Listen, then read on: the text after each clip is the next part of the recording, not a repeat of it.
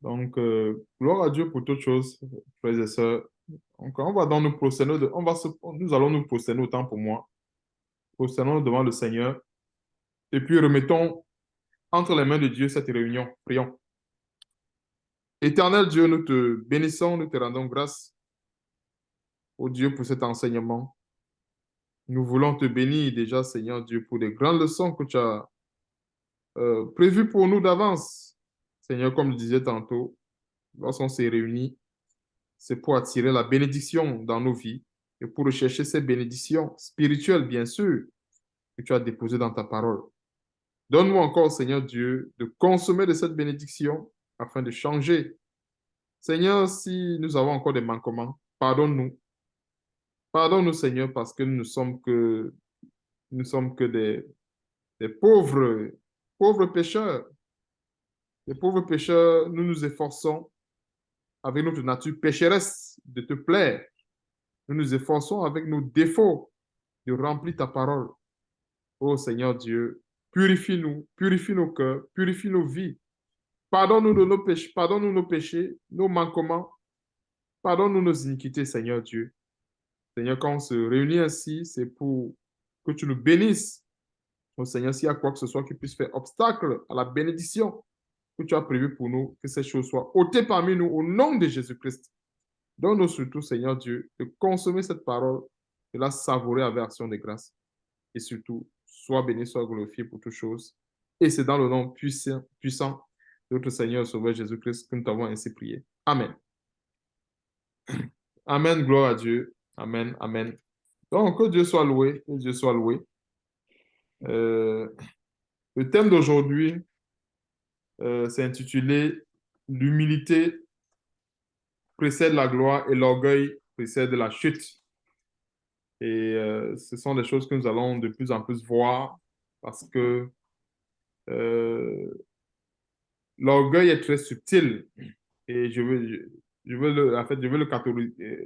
veux catégoriser cela sur deux plans. Quand nous voyons le premier plan de l'orgueil, c'est ce que nous connaissons, ce qui est flagrant, c'est-à-dire rechercher ses propres intérêts par rapport à autrui, tout en négligeant celui des autres. Ouais, un peu, ça c'est une forme c'est de l'orgueil. Chercher à se faire voir, chercher à montrer qu'on est quelqu'un, chercher à montrer qu'on peut tout, même quand on n'a pas de capacité de pouvoir faire quoi que ce soit. C'est de l'orgueil. Ça, c'est le premier plan. Et le second plan, généralement chez les chrétiens, qui est très subtil, le second plan de l'orgueil, ici, c'est quoi? C'est de rechercher sa propre volonté et non celle de Dieu. Ça, c'est aussi également de l'orgueil. Regardons comment c'est déguisé. Parce que nous sommes les enfants de Dieu, les serviteurs de Christ. Il y a un verset où la Bible dit que nous sommes esclaves de Jésus-Christ. Remarquons un esclave. L'esclave cherche l'intérêt de qui? Son intérêt? Non.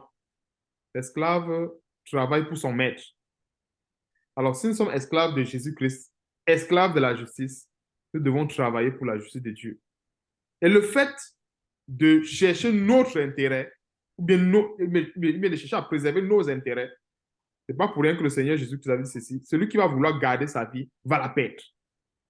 Alors, c'est toujours de l'orgueil. Est-ce que vous comprenez un peu comment l'orgueil est tellement subtil? Parce que nous sommes toujours habitués à cet orgueil sur le premier plan, cet orgueil qui se montre rapidement avec la vantardise. Ah, je peux faire tout. Oh, telle chose ne me dépasse pas. Oui, ça, c'est ce que j'appelle le primaire. Et le secondaire, le supérieur, c'est celui-là. C'est ce qui est très subtil. Moi, un peu quand un chrétien méprise la volonté de Dieu, méprise la parole de Dieu au profit de ses intérêts, c'est aussi également se rebeller contre Dieu. Et regardons, qu'est-ce qui a fait que Satan soit rabaissé? N'est-ce pas l'orgueil? C'est l'orgueil. Satan pensait qu'il était quelque chose. Satan a pris sa volonté pour la volonté de Dieu. Et c'est pour ça que Dieu l'a précipité. Alors, en tant que chrétien, nous ne devons pas prendre notre volonté pour la volonté de Dieu. C'est la volonté de Dieu qui est notre volonté et non notre volonté qui est la volonté de Dieu. Est-ce que nous voyons un peu ce que je suis en train de vouloir dire? Donc, la volonté du chrétien n'est pas forcément la volonté de Dieu.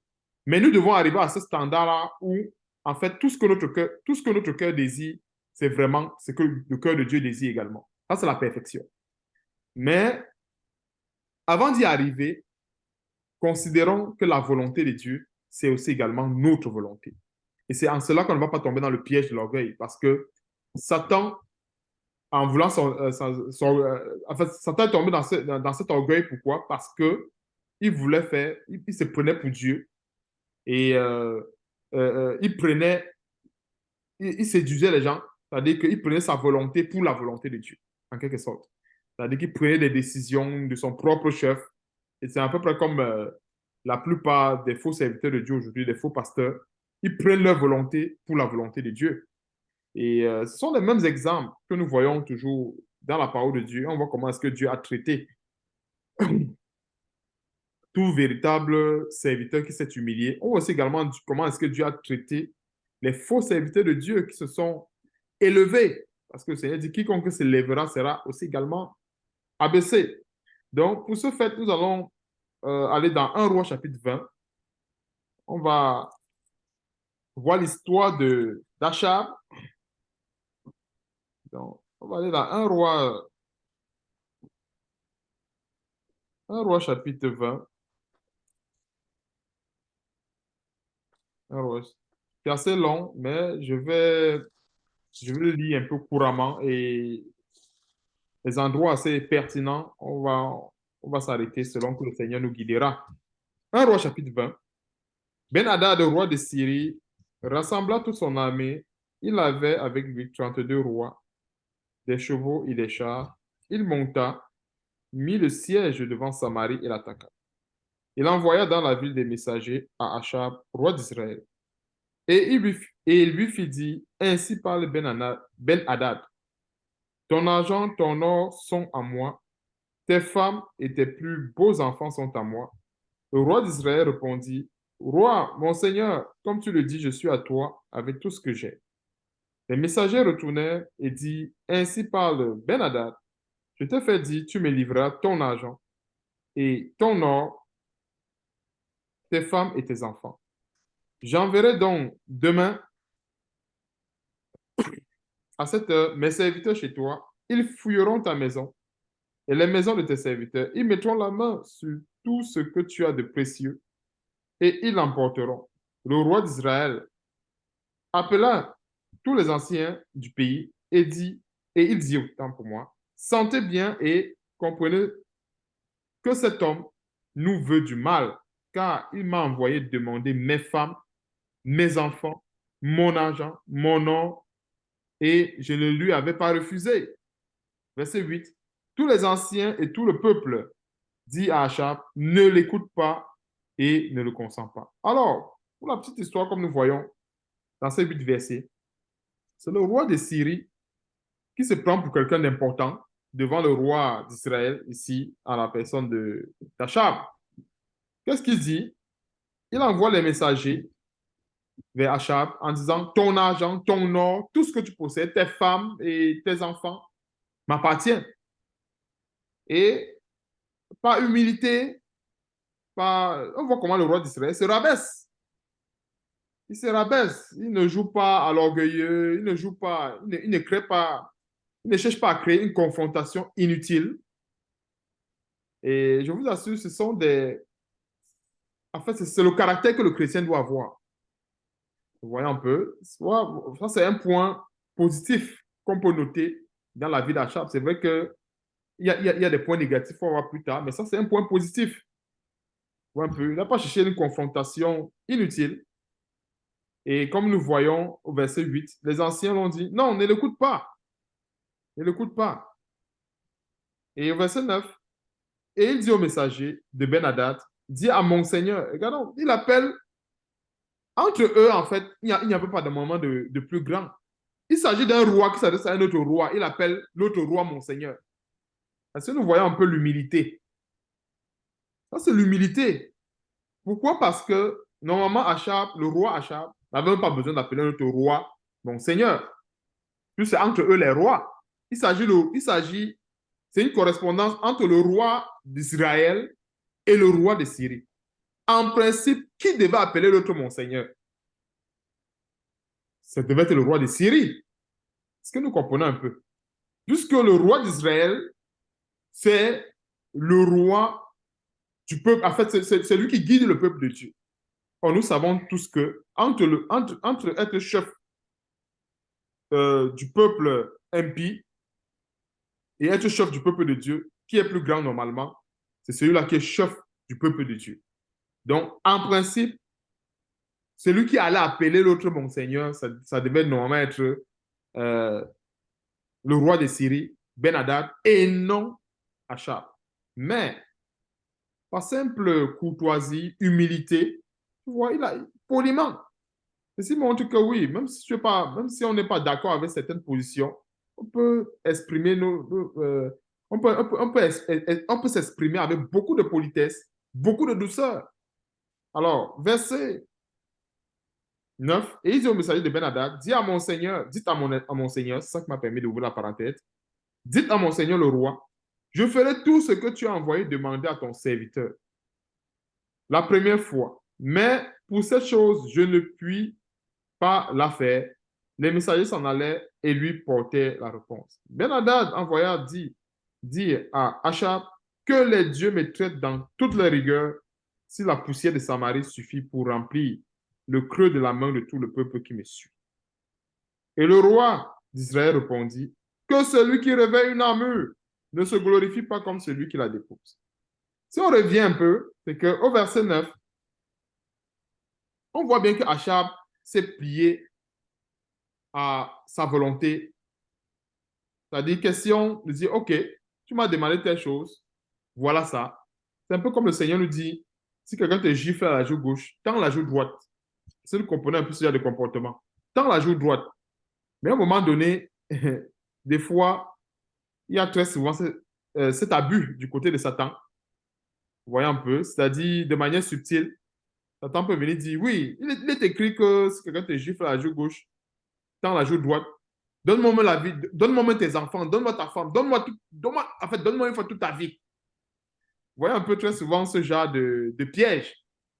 Et c'est pour cela on a vu que les anciens l'ont bien conseillé en disant que non, ne l'écoute pas, ne consent pas. Parce qu'à ce moment, il y a un adage chez nous qu'on dit, tu donnes la main, quelqu'un prend seulement tout le corps. Vous comprenez un peu? C'est que tu donnes la main. Comme le Seigneur a dit, donne la joue droite. Lui dit une fois que non, donne-moi tout le corps une fois, donne tout le corps. Tu as commencé à donner la joue, mais donne une fois tout le corps. Donc, verset 10, bon, terminons avec le verset 9. Dites à mon Seigneur, je ferai tout ce que tu as envoyé demander à ton serviteur la première fois. Donc, il consent vraiment à se rabaisser jusqu'à une certaine limite. Parce que nous comprenons un peu, jusqu'à une certaine limite. Parce que la limite, chez nous, c'est quoi? C'est de prêter allégeance à Satan. Nous ne devons pas prêter allégeance à Satan. Il y a plusieurs façons de prêter allégeance à Satan. C'est que notre vie appartient à Jésus-Christ. Si Satan vient dire à telle personne, donne-moi ta vie, on ne doit pas donner notre vie. Nous ne sommes pas censés donner notre vie, bien notre trésor à Satan. Non. Parce que si on médite en profondeur sur ce que Ben-Hadad demandait, parce que Ben-Hadad joue le rôle de Satan ici, Ben-Hadad demandait quasiment toute sa vie. Si nous comprenons un peu, Ben-Hadad demandait quoi? Ses femmes, ses enfants, son argent, son or, tout ce qui lui appartient. C'était quasiment toute sa vie. Vous voyez un peu. Or, quand nous mettons la parole de Dieu, le Seigneur dit, dans la joue, quand tu gifles sur la joue gauche, dans la joue droite, c'est la joue.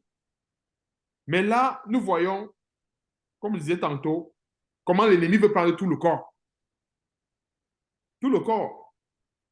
Et c'est là où le roi d'Israël dit ceci, que celui qui réveille une armure ne se glorifie pas comme celui qui la dépose.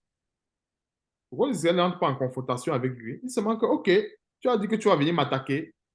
Moi, je suis d'accord de te donner telle chose, de te donner figurativement parlant ma joue, comme la parole de Dieu le dit. Mais je ne peux pas te donner ma vie. Parce que nous comprenons un peu, j'essaie d'utiliser, de résumer rapidement, que oui, la parole de Dieu dit, si tu me frappes à la joue gauche, je te donne la joue droite. OK, je te donne figurativement ma joue, mais je ne peux pas te donner ma vie, parce que ma vie, si je suis un chrétien aujourd'hui, ma vie appartient à Christ. Pas te donner ma vie, pas te donner ce que j'ai de plus cher. Ce que j'ai de plus cher appartient au Seigneur. Alors, verset 12. Lorsque Ben-Hadad reçut cette réponse, il était à boire avec les rois sous les tentes et il dit à ses serviteurs, faites vos préparatifs. Et il fit le préparatif contre la ville. Mais voici un prophète s'approcha d'Achab, roi d'Israël, et il dit, ainsi parle l'Éternel, vois-tu toute la grande multitude, je vais la livrer aujourd'hui entre tes mains, et tu sauras que je suis l'Éternel. Achab dit, par qui? Et il répondit, ainsi par l'Éternel, par les serviteurs, les chefs des provinces. Achab dit, qui engagera le combat? Et il répondit, toi. Si nous voyons un détail d'humilité, qui engagera le combat? Toi. Et qu'est-ce qu'on peut comprendre dans toi? Dans, dans le monde, en fait, dans le monde où nous vivons, si on remarque bien, les gens, enfin, on nous a appris à agir en cas de légitime défense. Mais remarquons que sur le plan spirituel, c'est toujours le contraire. Nous, c'est toujours nous qui commençons. C'est toujours nous qui commençons.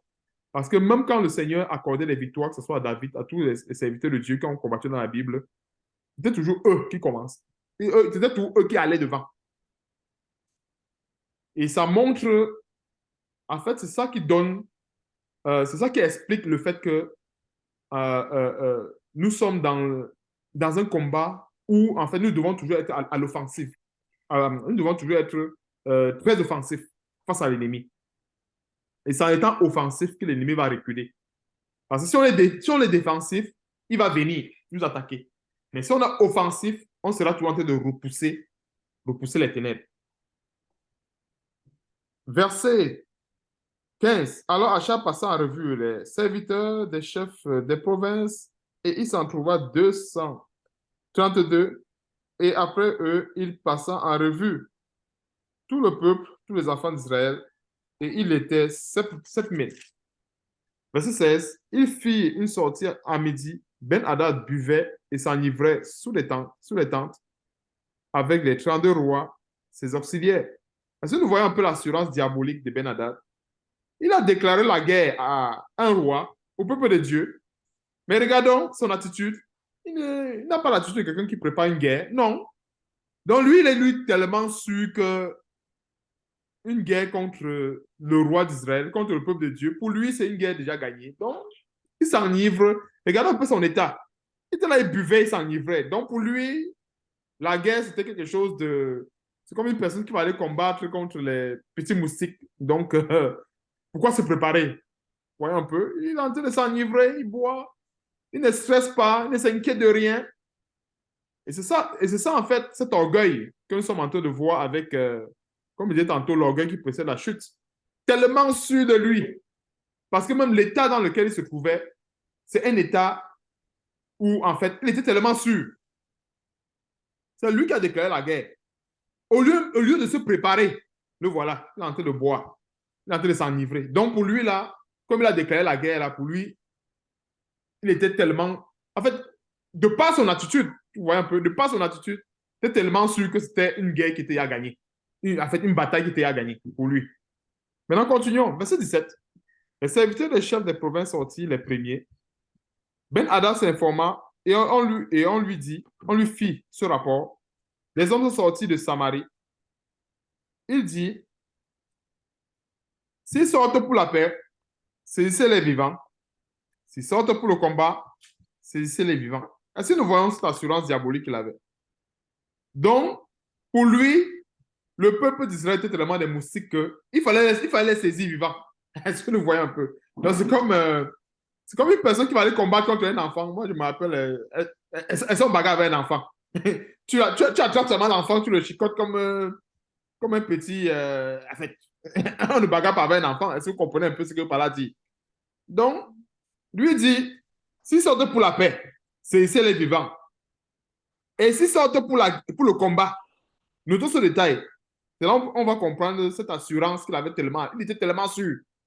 S'ils sortent pour le combat, saisissez les vivants. C'est-à-dire qu'un peuple sort pour le combat, mais lui, il dit non, c'est les vivants. Donc, pour dire que, enfin, il pensait qu'il était il pensait qu'il était trop supérieur, sans toutefois, voilà, c'est ce qu'il ignorait, le roi de Syrie, c'est que, en fait, Dieu était derrière le peuple d'Israël à cause de ce comportement d'Achab, à cause de cette humilité. Et la Bible dit, celui qui se rabaisse sera élevé. Et on va continuer la suite. On va voir comment est-ce que Dieu va élever Achab dans ce combat. Verset 20. Non, verset 19. Lorsque les serviteurs, verset 19 d'abord, lorsque les serviteurs des chefs des provinces et l'armée qui les suivait furent sortis de la ville, chacun frappa son homme et les Syriens prirent la fuite. Israël les poursuivit. Ben-Hadad, roi de Syrie, se sauva sur un cheval avec des cavaliers. Le roi d'Israël sortit, frappa les chevaux et les chars et fit éprouver aux Syriens une grande défaite. Voilà l'élévation que la Bible parle. Celui qui se rabaissera sera élevé. C'est le premier chapitre que nous sommes en train de voir. Le premier élément que nous voyons. Achab s'est rabaissé. Le roi de Syrie, de Syrie, Ben-Hadad, il était perché sur les montagnes, s'adressant au roi d'Israël comme c'était des moustiques, comme s'il devait les écraser, comme on a vu tantôt. Il fallait les saisir vivants. Donc, pour eux, là, ils n'avaient pas une armée, quoi. C'est-à-dire qu'on les saisit vivants. Ils sont tellement faibles que s'ils sortent pour le combat, non, on les saisit. On ne les combat même pas, tellement ils sont faibles. Parce qu'ils voient un peu l'assurance. C'est comme ça que Dieu confond l'orgueil des hommes. Et voilà maintenant que c'est maintenant eux, l'ennemi qui est en train de fuir, qui est en sur le camp de l'ennemi qui est en débandade à cause de l'humilité. C'est pour ça que dans toutes les situations, nous devons toujours nous humilier sous la main puissante de Dieu. Nous devons toujours nous humilier. Et c'est en s'humiliant sous la main puissante de Dieu que Dieu va nous élever. Voilà comment est-ce que Dieu a élevé ici le roi d'Israël en lui donnant cette victoire sur le roi de Syrie. Donc, continuons, verset 22. Alors le prophète s'approcha du roi d'Israël et lui dit, va, fortifie-toi, examine et vois ce que tu as à faire, car au retour de l'année, le roi de Syrie montera contre toi. Les serviteurs du roi de Syrie lui disent, leur Dieu est un Dieu de montagne. C'est pourquoi ils ont été plus forts que nous. Mais combattons-les dans la plaine, et l'on verra s'ils ne seront pas plus forts qu'eux. Fais encore ceci, ôte chacun des rois de son poste et remplace-les par des chefs. Et forme-toi une armée pareille à celle que tu as perdue, avec autant de chevaux et autant de chars, puis nous les combattrons dans la plaine. Et l'on verra si nous ne serons pas plus forts qu'eux. Il les écouta et fit ainsi. Verset 26. L'année suivante, Ben-Hadad passa les Syriens en revue et monta vers Aphek pour combattre Israël. Et ceci nous montre que l'ennemi ne se décourage jamais. Hein? C'est pas parce qu'on a eu une victoire dans le combat aujourd'hui que Satan va croiser les bras en disant que non, vraiment, il me dépasse. Non, l'ennemi va toujours s'essayer. Satan va toujours s'essayer. Voilà ça. Et il a toujours des choses pour se fortifier. Donc, ils ont été battus la première fois. Ils reforment encore une armée pour dire, OK, on a été battus la première fois, certainement, leur Dieu est un Dieu de montagne. Nous allons plutôt combattre la plaine. Certainement, on va les gagner à la plaine. On va voir ce qui va suivre. Verset 27. Les enfants d'Israël furent ainsi. Non, les enfants d'Israël furent aussi passés en revue. Ils reçurent des vivres et ils marchaient à la rencontre, autant pour moi, des Syriens. Ils campaient vis-à-vis d'eux, semblables à deux petits troupeaux de chèvres, tandis que les Syriens remplissaient le pays. Donc, on va souligner ce détail. Ils campaient vis-à-vis d'eux, semblables à quoi? Deux petits troupeaux de chèvres. Notons ce grand détail. On va comprendre pourquoi est-ce qu'il demande qu'on note cela. Semblable, le peuple d'Israël était semblable à quoi? Deux petits troupeaux de chèvres, tandis que les Syriens remplissaient le pays. Ce n'est pas le nombre de soldats qui comptent dans un combat. Et très souvent, euh, même dans les veillées de prière ou dans les prières et ainsi de suite, il y a beaucoup de chrétiens qui pensent que quand on est nombreux, quand on prie pour un sujet et qu'on est nombreux, ça va forcément forcer la... En fait, Dieu sera forcé des osser. Non, ce n'est pas le nombre qui compte. Je disais tantôt que si deux personnes, le Seigneur disait ceci, Matthieu chapitre 18, verset 20, là où deux ou trois sont réunis, deux, s'il y a deux chrétiens réunis quelque part avec l'accord et qui sont en accord avec la parole de Dieu, en accord avec Dieu, c'est assez suffisant pour ébranler le royaume de Satan. Deux, pas trop, deux, deux ou trois, juste deux.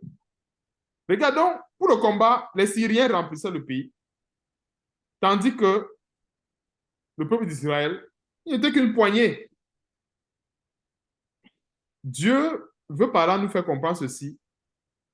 Le peuple d'Israël qui remporte la bataille, il ne remporte pas la bataille par leur propre force. Ils remportent la bataille parce que Dieu est avec eux. Si nous comprenons la révélation, c'est parce que Dieu est avec eux. Et voilà comment est-ce que Dieu nous donne généralement des victoires. Dieu permet souvent qu'on soit dans des situations où nous sommes, en fait, dans le combat, nous sommes sur le plan physique nous sommes, on n'a pas beaucoup d'avantages par rapport à l'ennemi, en fait. En fait, Dieu permet qu'on soit dans un état de... Enfin, généralement, il permet très souvent que nous soyons dans un état de faiblesse par rapport à l'ennemi. C'est-à-dire, on n'a pas les armes que nos ennemis, par exemple, possèdent, mais Dieu nous donne la victoire avec le peu que nous avons.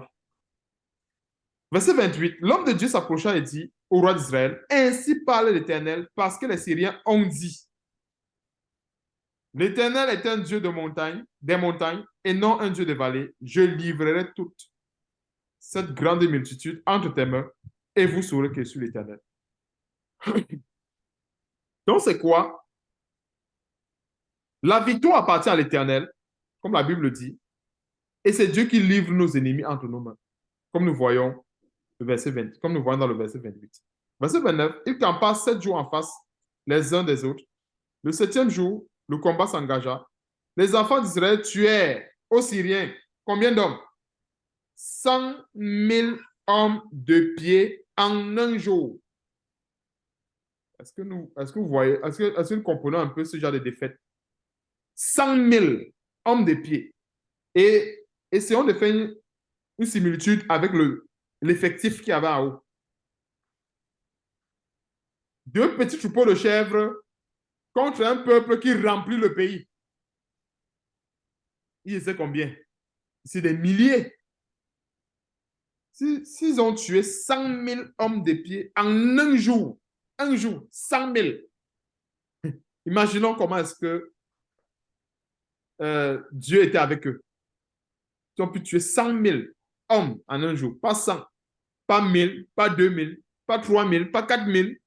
Ils ont tué 100 000 en un jour. Ça montre comment notre Dieu est puissant.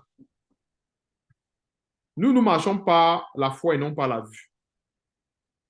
La Bible dit ceci, quand l'ennemi viendra comme un fleuve, l'Esprit de l'Éternel les mettra en déroute. Quand Dieu accompagne son peuple dans la victoire, bien dans la bataille, en fait, qu'est-ce qui met en déroute l'ennemi? C'est l'Esprit de Dieu. Parce que Dieu, comme la Bible dit dans Jean chapitre 4, verset 23, nous devons adorer Dieu en esprit et en vérité. Donc, quand nous sommes conduits par l'Esprit de Dieu, en fait, c'est l'Esprit de Dieu, en fait, qui met nos ennemis en déroute. Verset 30, le reste s'enfuit à la ville d'Aphek et la muraille tomba sur 24 000 hommes qui restaient. Ben-Hadad s'était réfugié dans la ville où il allait de chambre en chambre. Le serviteur lui dit, voici, nous avons appris que les rois de la maison d'Israël sont des rois miséricordieux. Nous allons mettre des sacs sur nos reins et des cordes à nos têtes et nous sortirons vers le roi d'Israël. Peut-être qu'il te laissera la vie. voici une grande erreur à ne jamais à commettre autant pour moi. Une grande erreur à ne jamais commettre. C'est quoi? Bien sûr que nous sommes miséricordieux, bien sûr que Dieu nous appelle à être, de pardonner, bien sûr que Dieu nous appelle à exercer la patience, la miséricorde, la douceur, mais face à nos ennemis, nous devons être fermes et, comment dirais-je, fermes et très, en fait, on ne doit pas manquer de discernement, en un mot. Pourquoi? Parce que, qu'est-ce qui se passe? Dieu avait livré l'ennemi entre les mains du roi d'Israël. Et quand on livrait un peuple qu'il fallait dévouer par interdit, c'est pour dire qu'en fait, ce peuple, jusqu'au roi, ces gens n'avaient pas la vie sauve. Ils devaient être dévoués, en fait, ils devaient être tués au complet. Donc, quand Dieu livrait un peuple, c'était comme ça que ça s'est passé. Mais maintenant, voyant dans leur défaite, en voyant leur défaite, ils ont voulu attirer par leur déguisement la sympathie des rois d'Israël, du roi d'Israël autant pour moi, la sympathie aussi également de toute la maison d'Israël. Et ça montre que euh, les chrétiens, c'est ça. Nous mettons en pratique la parole de Dieu. Nous nous efforçons à appeler au Seigneur. Mais nous ne devons pas manquer de sagesse et de discernement quand il s'agit d'abattre l'ennemi. C'est pour ça que même Samuel, il y a un récit où nous voyons comment Samuel avait mis Agag en pièces. Et la plupart des serviteurs de Dieu ne blaguaient pas face à un ennemi. Donc, quand c'est un ennemi, il faut abattre. L'ennemi n'est pas un ami. Il faut bien qu'on comprenne ce détail. L'ennemi n'est pas un ami. L'ennemi, il est à abattre. Si Dieu nous a demandé de dévouer quelque chose par interdit, et aujourd'hui, on n'a pas des ennemis physiques en passant, on n'a pas des ennemis physiques. Donc, ces combats-ci, c'était tout simplement l'illustration des combats spirituels qui nous attendent, les combats spirituels que Dieu permet, par exemple, dans nos vies, les combats spirituels qu'on aura à faire face dans nos vies. Ça, c'est l'illustration de ces combats.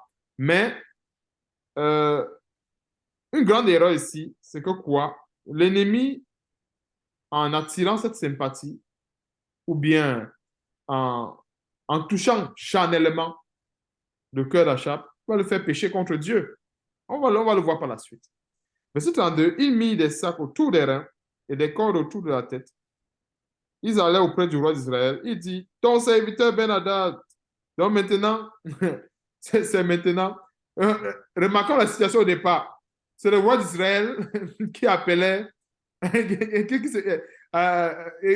un peu. C'est-à-dire qu'il se faisait petit devant Ben-Hadad, comme on a vu au début. Donc, le roi d'Israël disait que ton serviteur n'a que ceci. Maintenant, avec la défaite, c'est plutôt le roi. Regardons un peu comment les choses ont été inversées. Le plus grand au départ devient le plus petit. Le plus petit au départ devient le plus grand. Comprenons ceci. Le Seigneur Jésus avait dit ceci. Que si on nous invite dans un festin, occupons la dernière place. À tel enseigne que si, par exemple, il y a un invité de marque, on n'aura pas de problème. Vous voyez un peu très souvent les gens qui aiment la première place, qui aiment l'orgueil, vous voyez un peu l'orgueil qui poussait la chute. Il va dire non, c'est tellement c'est mon ami. Mais c'est la première place. Sans savoir que l'autre là, son ami, son soi-disant ami, a encore des amis plus que lui. Si maintenant son ami arrive et dit, OK, vraiment, excuse-moi, la chaise, c'était pour le sous-préfet. Et maintenant, son ami lui dit, non, va plutôt rester là-bas derrière. Regardons un peu la honte. C'est ce que nous sommes en train de voir ici. Donc, le roi, Ben-Hadad au départ, maintenant, il devient serviteur. Vous voyez un peu comment Dieu l'a rabaissé. Maintenant, Achab, qui était serviteur au départ, lui devient maintenant le roi. Voilà ce que fait l'orgueil. Voilà comment Dieu récompense aussi également l'humilité.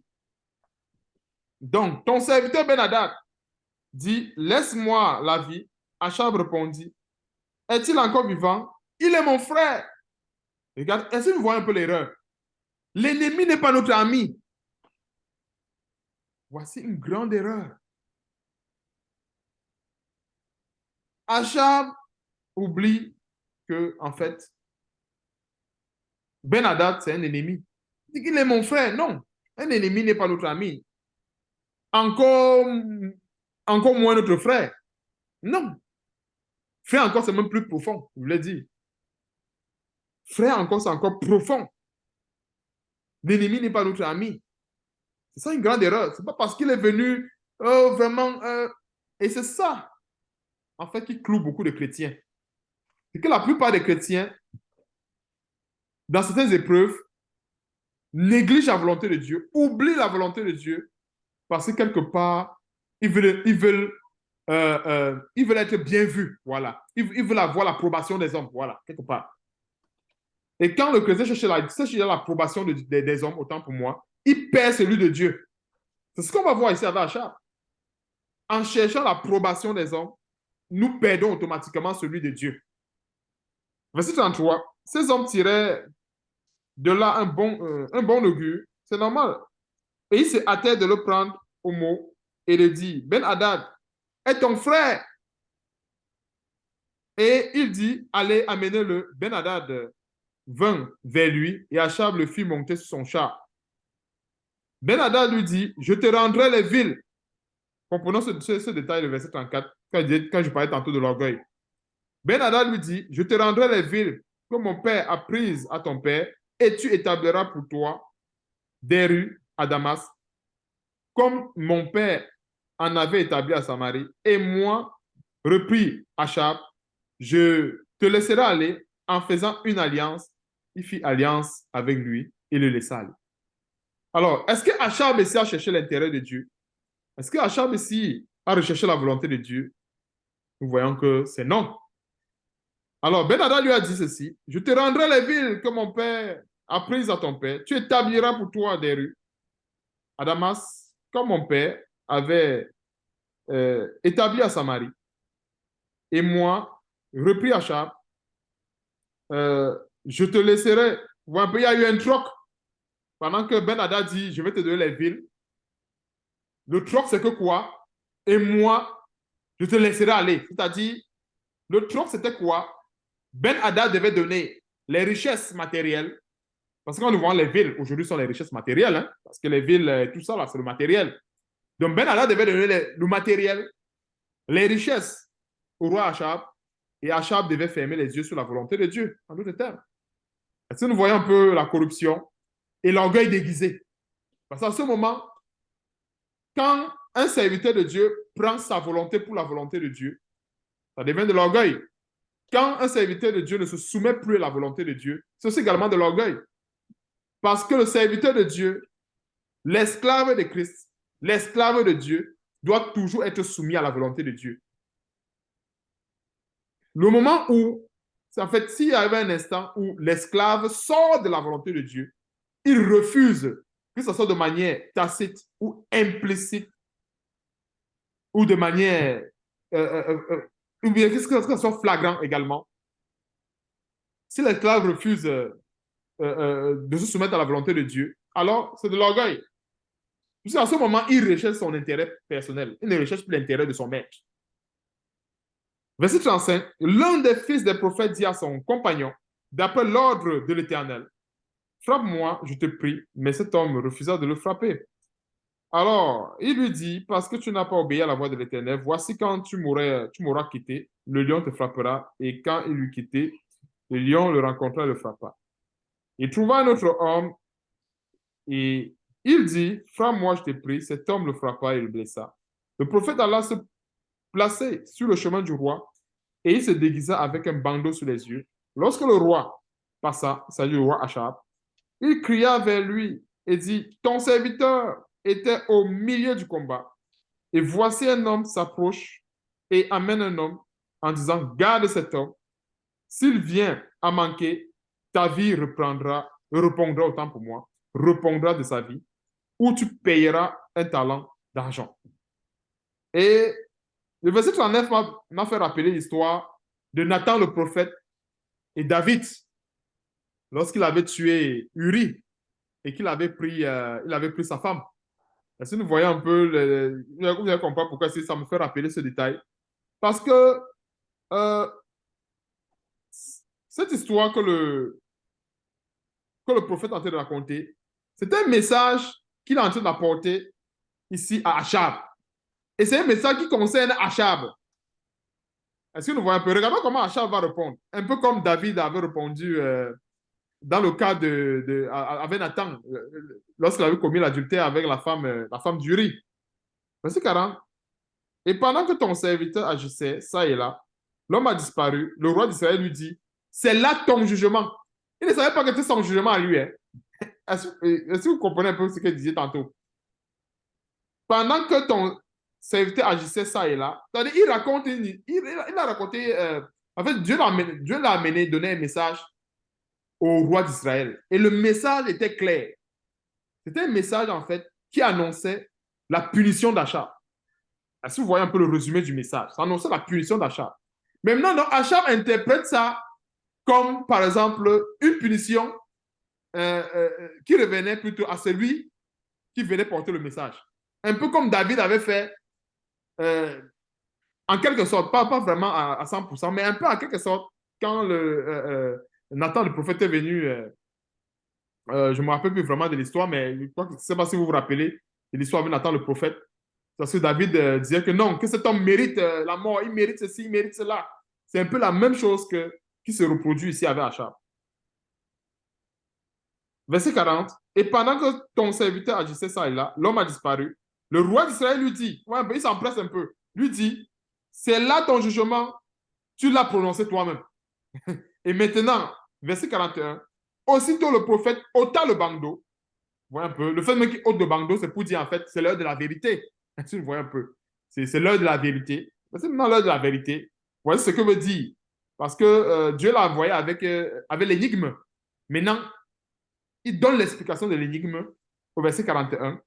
Aussitôt, le prophète ôta le bandeau de dessus ses yeux et le roi d'Israël le reconnut pour l'un des prophètes. Il dit alors au roi, ainsi par l'Éternel, donc voici l'explication de ce qu'il dit plus haut, parce que tu as laissé échapper de tes mains l'homme que j'avais dévoué par interdit, ta vie reprendra de sa vie et ton peuple de son peuple. Est-ce que vous avez compris maintenant ce message qui donnait plus tôt avec, au verset 39? C'est l'explication claire qu'il est venu donner ici. Pourquoi? Parce que Dieu avait livré Ben-Hadad entre les mains d'Achab et Achab a laissé vivre. Pourquoi? Ils ont fait le troc. Ils ont fait le troc. Achab a payé sa tête. Non, autant pour moi. C'est plutôt Ben-Hadad a payé sa tête avec les richesses. Et de son côté, Achab a accepté ces richesses au mépris de la volonté de Dieu. Si nous voyons maintenant l'orgueil, c'est ça l'orgueil. L'orgueil commence à se déguiser. C'est-à-dire, je cherche mon intérêt. Je ne cherche pas l'intérêt de celui qui m'a envoyé. Si ça fait mon affaire, alors OK. Celui qui m'a envoyé m'a dit, dévoue cet homme par interdit. Cet homme vient avec les biens. Ah non, je ferme les yeux, je fais comme si j'oublie ce que mon maître m'a envoyé faire. Là, c'est ça la désobéissance. C'est une forme d'orgueil déguisé. Verset 43, le roi d'Israël s'en alla chez lui, triste et irrité, et il arriva à Samarie. On va aller au chapitre 21. Après ces choses, voici ce qui arriva. Naboth de Jezreel avait une vigne à Jezreel, à côté du palais d'Achab. Et Achab parlait ainsi à Naboth, cède-moi ta vigne pour que j'en fasse un jardin potager, car elle est tout près de ma maison. Je te donnerai à la place de la vigne meilleure, je te donnerai à la place une vigne meilleure, ou si cela te convient, je te payerai la valeur en argent. Mais Naboth répondit à Achab, que l'Éternel me garde de te donner l'héritage de mes pères. Achab rentra dans sa maison, triste et irrité, à cause de cette parole que lui avait dite Naboth de Jezreel, je ne te donnerai pas l'héritage de mes pères. Et il se coucha sur son lit, détournant le visage et ne mangea rien. Et voilà comment est-ce qu'il allait vers Naboth, il voulait sa vigne. On voit bien qu'Achab était toujours intéressé par le matériel, ou un peu, le matériel, la volonté de Dieu n'était pas son affaire. Le matériel, et par la suite, on va voir que pas son approbation. Pourquoi il dit pas son approbation? Parce qu'il n'a pas condamné. En général, Qui ne dit rien consent. Celui qui ne condamne pas consent. Parce que quand Jézabel va fomenter elle va organiser ce meurtre, Achab ne va pas reprendre sa femme en disant que, mais qu'est-ce que tu as fait? Bien au contraire, il va plutôt aller, il sera sur le chemin pour aller récupérer la vigne. Vous voyez un peu, aller récupérer cette vigne qui a été volée à Nabat. Vous voyez un peu, au prix de son sang. Donc, sautons un peu, allons au verset 12. Il publiait un jeûne, ça c'est le plan de Jézabel.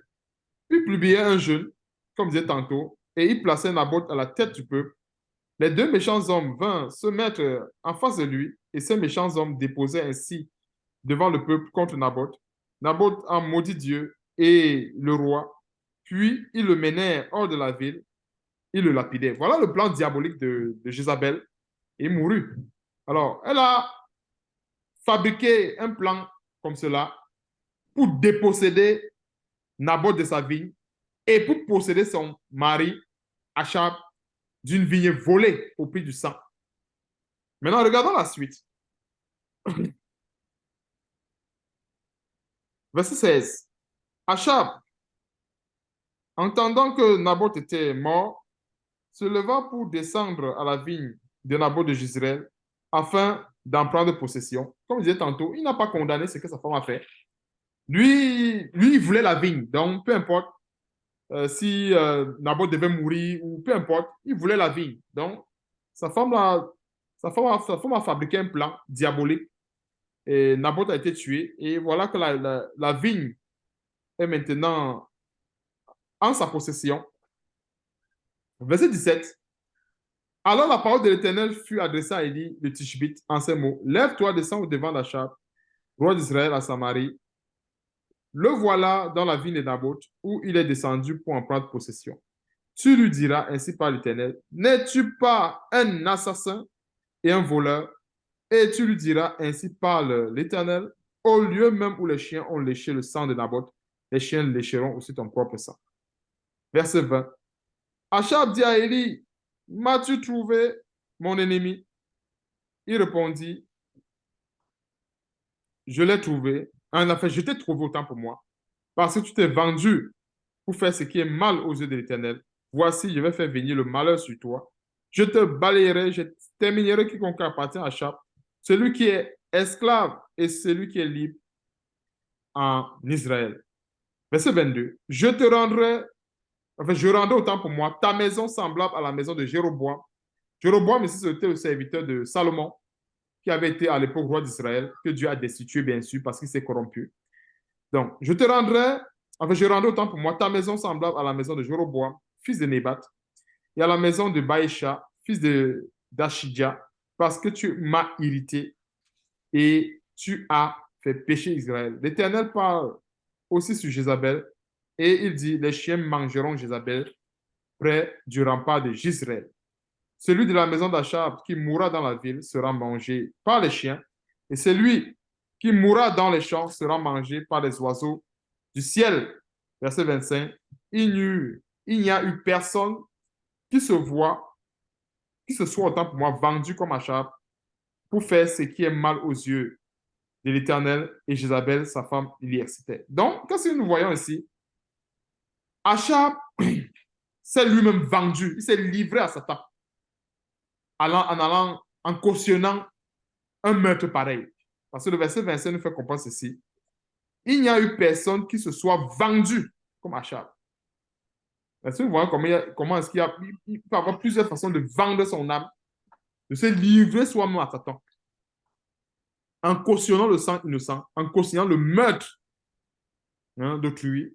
C'est une façon de se livrer soi-même à Satan. Alors, qu'est-ce qu'on peut retenir ici comme résumé?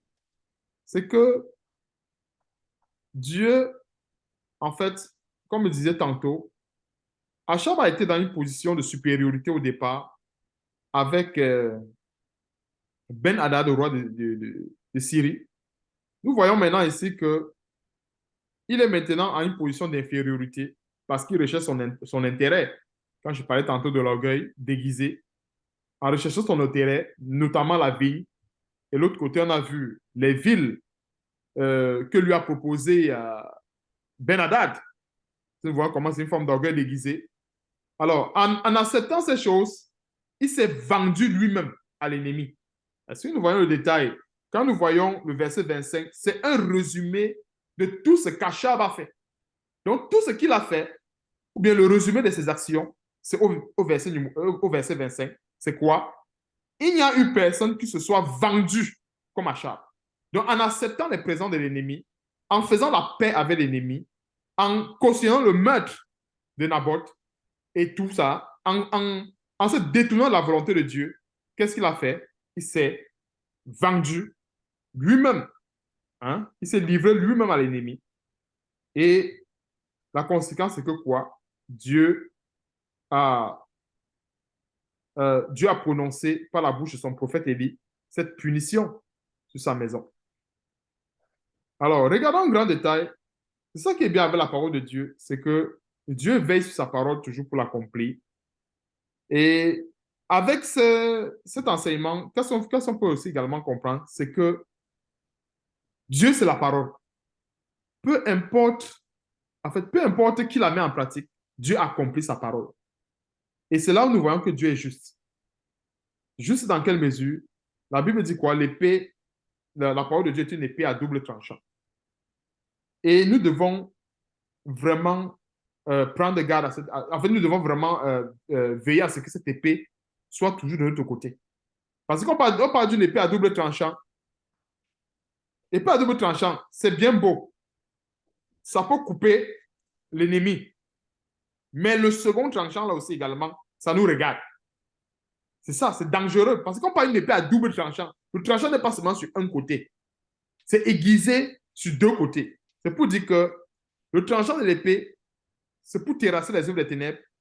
Mais si l'œuvre des ténèbres se trouve aussi également de l'autre côté, l'épée revient vers nous. Est-ce que vous comprenez un peu l'image de la parole de Dieu? C'est ce que nous sommes en train de voir ici avec Achab. Achab, hier, avait le bon côté de l'épée, c'est-à-dire ce côté-là qui tranchait l'ennemi et qui lui donnait la victoire. Maintenant, il est en train de subir le mauvais côté de l'épée de la parole de Dieu, c'est-à-dire cette même parole qu'il a eu à obéir hier, c'est cette même parole aujourd'hui qui le condamne. Est-ce que nous comprenons un peu ce grand détail? C'est pour ça que nous devons vraiment être vigilants.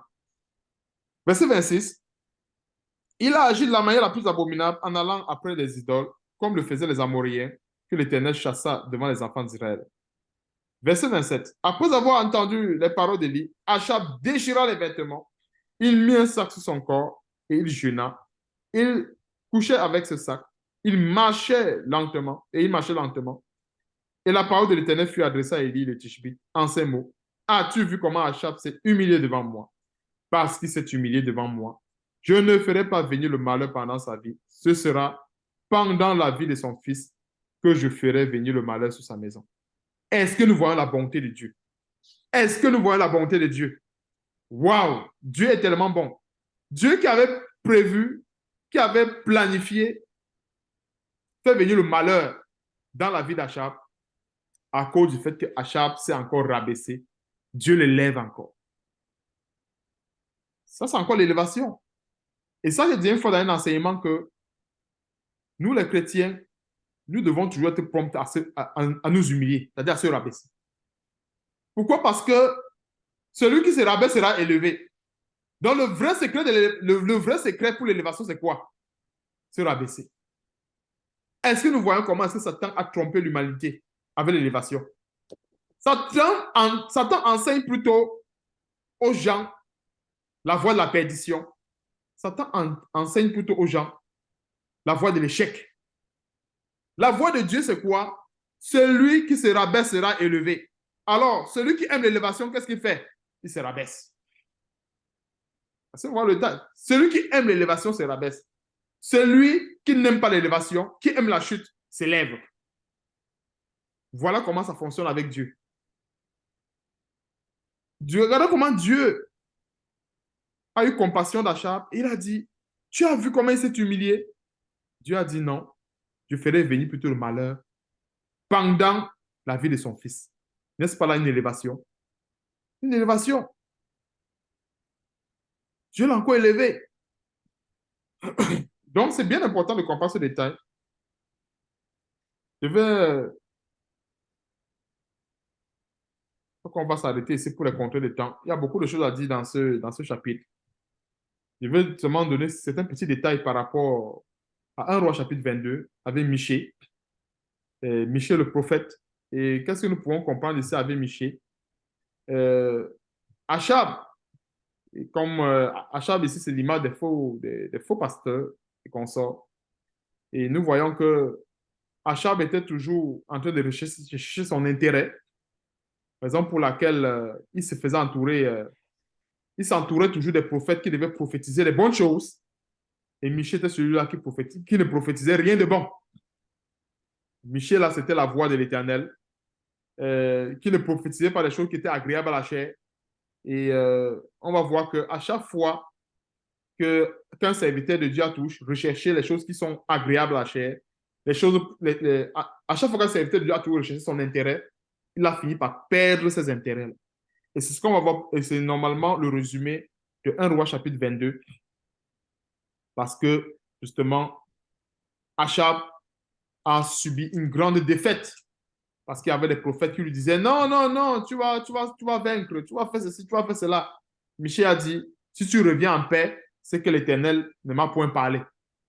Et il s'est empressé, il est parti, il a écouté la voix des faux prophètes, et puis voilà, il est parti. C'est ça la fin d'Achab, vous voyez un peu. Et ça a été, en fait, c'est une très grande leçon pour nous aujourd'hui, surtout par rapport à l'humilité qui précède la gloire et l'orgueil qui précède la chute.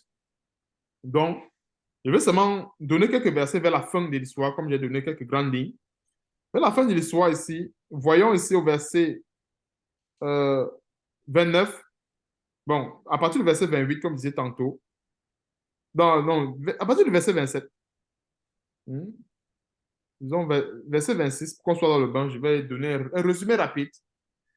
Le roi d'Israël dit, prends Michée et amène-le vers Amon, chef de la ville, et vers Joas, fils du roi. Tu diras ainsi par le roi, mettez cet homme en prison et nourrissez-le du pain et de l'eau d'affliction jusqu'à ce que je revienne en paix. Voyez un peu. Michée ne prophétisait rien de bon selon Achab. Et puis, Achab a trouvé bon que non. Pourquoi tu ne veux pas prophétiser que je vais gagner le combat? Tu ne veux pas sauvegarder mes intérêts, alors je vais te mettre en prison. Donc, verset 28, Michée dit ceci. Si tu reviens en paix, l'Éternel n'a point parlé par moi. Il dit encore, vous tous, peuple, entendez, le roi d'Israël et Josaphat, roi de Juda, montaient à Ramoth en Galate. Le roi d'Israël dit à Josaphat, je veux me déguiser pour aller au combat. Quand parle le roi d'Israël, ici c'est Achab, bien sûr. Le roi d'Israël dit, je veux me déguiser pour aller, je veux me déguiser pour aller au combat. Mais toi, revêt-toi de tes habits. Et le roi d'Israël se déguisa et alla au combat. Le roi de Syrie avait donné cet ordre aux 32 chefs. Est-ce que nous voyons un peu la roue qui tourne? C'est la roue qui tourne ici. Et c'est ça, ça c'est vraiment en même temps un grand avertissement pour nous aujourd'hui. Et ça, c'est le genre d'histoire qui me remplit également de crainte. Pour nous faire comprendre que c'est pas parce qu'aujourd'hui nous sommes plus que vainqueurs qu'on va penser que si demain on jette l'éponge, on sera plus que vainqueur. Non. Si demain on jette l'éponge, on va plutôt prendre la place de nos ennemis. Est-ce qu'on comprend un peu le message qui se cache ici derrière? C'est-à-dire la position de vainqueur que Kachab avait hier sur le roi de Syrie, Ben-Hadad. Maintenant, c'est vrai, ce n'est plus, je ne sais plus si c'est encore Ben-Hadad, mais toujours avec le roi de Syrie. Il a maintenant la position de vaincu. Il s'est humilié hier, Dieu lui a donné la position de vainqueur. Maintenant, il s'élève aujourd'hui, Dieu lui donne la position de quoi? De vaincu. La même personne, pas une autre personne. Voilà, c'est un grand enseignement pour nous. C'est pour dire que nous devons faire attention parce qu'il y a beaucoup de chrétiens qui sont tellement aveuglés et très souvent les chrétiens vont dire, oh non, il a ressuscité les morts hier, il a fait ceci hier, il a fait cela hier. Mais c'était hier. Hier, là, il était avec Dieu. Aujourd'hui, s'il n'est plus avec Dieu, il n'a plus la position de vainqueur, il a la position du vaincu. Donc, verset 31, le roi de Syrie avait donné cet ordre au 32, chef de ses chars, vous n'attaquerez ni petit, ni grand, mais vous attaquerez seulement le roi d'Israël. Et ça, c'est un ordre que c'est seulement Dieu, hein, parce qu'en fait, c'est Dieu qui a dirigé cette épée-là lui-même vers Achab. Quand le chef des chars aperçut Josaphat, il dit, certainement, c'est le roi d'Israël. Il s'approchait de lui pour l'attaquer. Josaphat poussa un cri. Les chefs des chars, voyant que ce n'était pas le roi d'Israël, s'éloignaient de lui. Alors, un homme tira de son arc au hasard. On va souligner au hasard. Alors, un homme tira de son arc au hasard. On va comprendre pourquoi c'est demandé qu'on souligne au hasard, parce que le hasard n'existait pas avec Dieu. Au hasard, et frappa le roi d'Israël au défaut de la cuisse. Le roi dit à celui qui dirigeait son char, tourne et fais-moi sortir du champ de bataille, car je suis blessé. Le combat devint acharné ce jour-là. Le roi fut retenu dans son char en face des Syriens et il mourut de soir. Le sang de la blessure coula à l'intérieur du char. Au coucher du soleil, on cria par tout le camp, chacun à sa ville et chacun dans son pays. Ainsi mourut le roi qui fut ramené à Samarie et on enterra le roi à Samarie. Lorsqu'on leva le char à l'étang de Samarie, les chiens léchaient le sang d'Achab et les prostituées s'y baignaient selon la parole que l'Éternel avait prononcée. Est-ce que nous voyons, c'est ici qu'on va terminer pour l'histoire d'Achab en ce qui concerne l'orgueil qui précède la chute. On voit comment est-ce qu'il a enfermé un prophète de Dieu en prison. Parce que ce prophète lui a dit la vérité. Il l'a enfermé, il l'a mis en prison. Il a dit non, ne monte pas. Il a dit, non, non, non, tu seras vainqueur. Monte, tu auras du succès. Monte, tu auras ceci. Et c'est ça, en fait, la démangeaison d'entendre les choses agréables. Achab avait cette maladie-là. Et comme il y a toujours les faux prophètes pour servir ce genre de maladie, il a consommé de cette maladie et le voilà qui est mort. Parce qu'il a eu la démangeaison d'entendre les choses agréables. Parce qu'il voulait protéger ses intérêts et non celui de Dieu. Notons que le roi ou bien les rois que Dieu mettait à la tête de son peuple, ces rois avaient pour devoir de mettre en pratique la parole de Dieu. Un, deux, d'aider aussi également le peuple à obéir. En fait, le roi, c'était quoi? Selon le plan de Dieu, le roi devait obéir à la parole de Dieu. Et avec son statut de roi, il devait veiller à ce que cette parole qu'il a bien sûr mis en pratique se propage dans le pays. Est-ce que vous comprenez un peu le détail, le résumé? Le rôle du roi. Le roi, en fait, n'était pas placé là-bas par Dieu pour être un rebelle. Non. Le roi était là pour porter le flambeau de Dieu. Le roi était là pour exécuter et mettre en pratique les ordres de Dieu. C'était ça, en fait, le rôle du roi. Et quand un roi, comme par exemple le cas d'Achab, quand il se détourne de la volonté de Dieu, quand il recherche ses propres intérêts, bon, regardons un peu la fin, regardons comment il est mort. Il est mort de la manière la plus tragique et pourtant il a eu la victoire au départ sur le roi de, de Syrie. Et c'est ça en fait qu'on appelle, c'est ça en fait le double tranchant de l'épée. La même épée qu'il a utilisée pour tuer, en fait, pour décimer les Syriens hier, quand il était dans une position de force, c'est-à-dire quand il était euh, dans la soumission avec la parole de Dieu, l'épée, toujours cette épée de la parole de Dieu, c'est toujours cette épée, encore une fois de plus aujourd'hui, qui le tue, parce qu'il est maintenant dans une position de rébellion, d'insoumission à l'égard de la parole de Dieu. Et l'insoumission aussi également, c'est de l'orgueil, parce qu'en fait, une personne qui est soumise à son maître ne cherche pas sa volonté, mais il cherche la volonté de son Dieu. Alors également, on va prendre Matthieu chapitre 23. C'est des petites paroles. On va prendre deux versets, petits versets résumés. On va comprendre pourquoi c'est au Seigneur Jésus-Christ donnait cette parole. Et quand le Seigneur Jésus-Christ donnait ce genre de versets, ce sont des versets qui résument les enseignements. En fait, quand on peut prendre un verset comme ça, on enseigne, enfin, on reçoit un enseignement merveilleux comme nous sommes en train comme nous avons reçu autant pour moi tantôt avec Achab. Matthieu chapitre 23,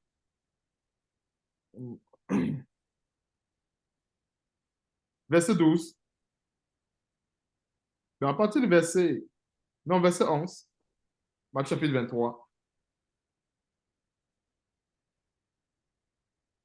Le plus grand parmi vous sera votre serviteur. Vous voyez un peu comment est-ce que le Seigneur donne un grand enseignement pour les leaders. Le plus grand parmi vous sera votre serviteur. Quiconque s'élèvera sera comment? Abaissé. Quiconque s'abaissera sera élevé. C'est ce qu'on a vu avec la vie d'Achab. Au départ, il s'est abaissé. Quand le roi de Syrie parlait, ton serviteur a dit ceci, ton serviteur, il se rabaissait. On a vu comment est-ce que Dieu l'élevait. Mais après, par la suite, qu'elle a recommencé à chercher ses intérêts personnels, notamment en cautionnant le meurtre de Naboth, Naboth, en acceptant des présents des mains de Ben-Hadad, c'est ses intérêts qu'il cherchait. On a vu que la fin, ça a été quoi? La mort. Et c'est pour nous faire comprendre que à chaque fois qu'on va se trouver dans une position où on est en train de s'humilier, sachant que Dieu va nous élever. S'il y a de l'orgueil, ça veut dire qu'il faut se repentir avec l'âme. Prions. S'il faut gêner, qu'on jeûne, qu'on demande au Seigneur de nous délivrer de l'orgueil, parce que l'orgueil précède la chute. Et l'histoire d'Achab que nous avons vue, ou bien que nous venons de voir tantôt, c'est une bonne illustration. Une bonne illustration parmi tant d'autres. Et c'est tellement clair. Le même ennemi, le même peuple ennemi qui a été en défaillance hier, le même peuple ennemi, parce qu'on s'est détourné de la voie de Dieu, parce que le roi s'est détourné de la voie de Dieu, le même peuple ennemi devient coriace, devient fort. Et je crois que j'avais parlé de ça. Je crois que le Seigneur m'avait donné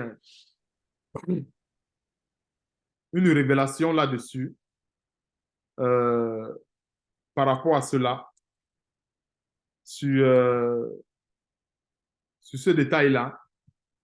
Et j'avais eu une vision là-dessus par rapport à ce que je suis en train de dire. La vision parlait de ceci, c'était en fait, c'était un serpent.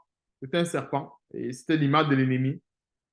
Et quand le serpent là, était au milieu des chrétiens, il était tellement faible et inoffensif et minuscule. Ouais, un peu. Un serpent tellement minuscule. Je ne sais pas si vous avez déjà vu des couleuvres ici. Et ce serpent, en fait, en vision, c'était ça, en fait, le serpent. Même plus petit, tellement petit, minuscule. Mais le même serpent au milieu des faux chrétiens, non. Il est terrifiant. Il est plus qu'un anaconda. Il est plus qu'un anaconda. Il devient gros, géant, furieux. Le même serpent. Et c'est ce que nous voyons ici avec ce que nous avons vu avec Achab. Comment est-ce que euh, la grande victoire que Dieu l'a donnée hier parce qu'il était humble, parce qu'il s'est humilié sous la même puissance de Dieu, maintenant aujourd'hui, il est dans une position de grande défaite. Nous voyons comment est-ce que Dieu l'a rabaissé en le livrant entre les mains de ses ennemis. Allons aussi également dans Proverbes chapitre 29, verset 23.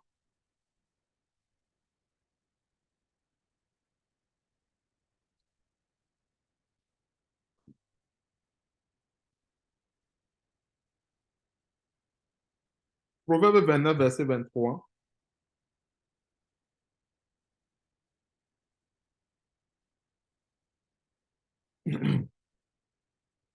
L'orgueil d'un homme l'abaisse, mais celui qui est humble d'esprit obtient la gloire. Et nous voyons ce détail.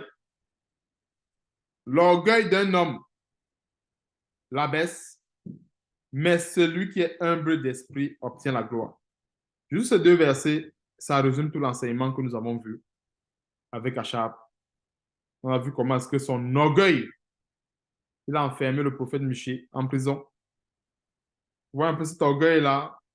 Et c'est ça, en fait, une personne, quand une personne devient, se croit tout puissant, s'il était le roi, il suffit seulement que quelque chose ne l'arrange pas, il dit, OK, mettez-le en prison, nourrissez-le du pain d'affliction, et voilà.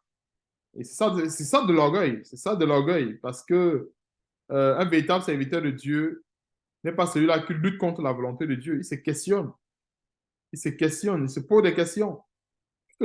Si quelque chose qui ne l'arrange pas, il cherche à comprendre, est-ce que c'est la volonté de Dieu? Mais ce n'est pas ce qu'on a vu dans le cadre d'Achab, lorsque il était épris d'un grand orgueil, ou un peu envers le grand serviteur de Dieu, qui était Michée, qui apportait bien sûr une bonne parole. Et ça montre qu'en fait, que quand nous recherchons la volonté de Dieu, Dieu va nous mettre dans des situations où vraiment on sera face à des situations qui ne nous arrangent pas.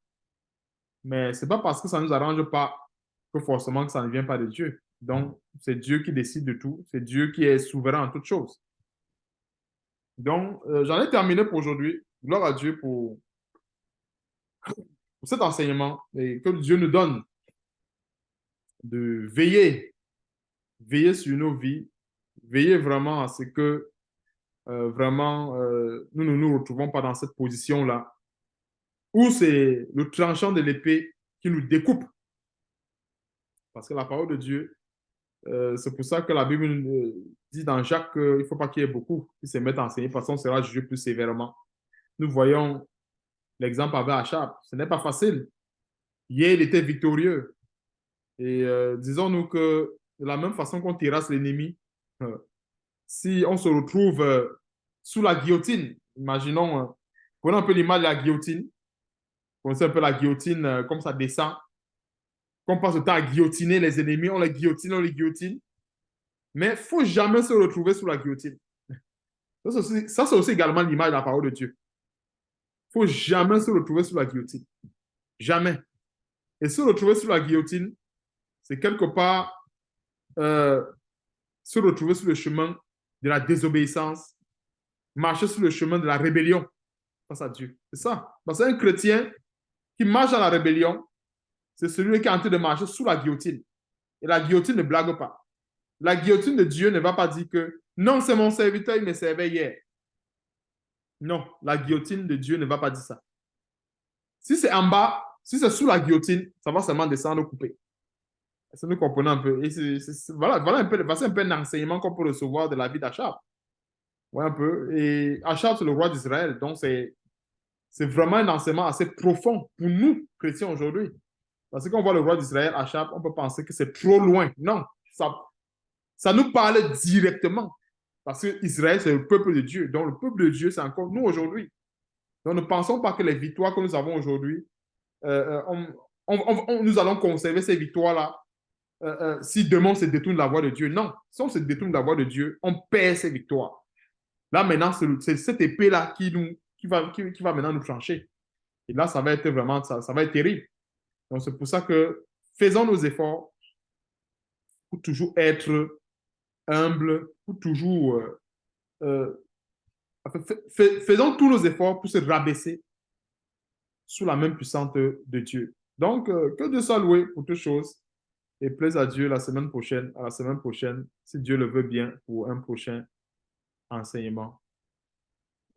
Merci beaucoup. Gloire à Dieu.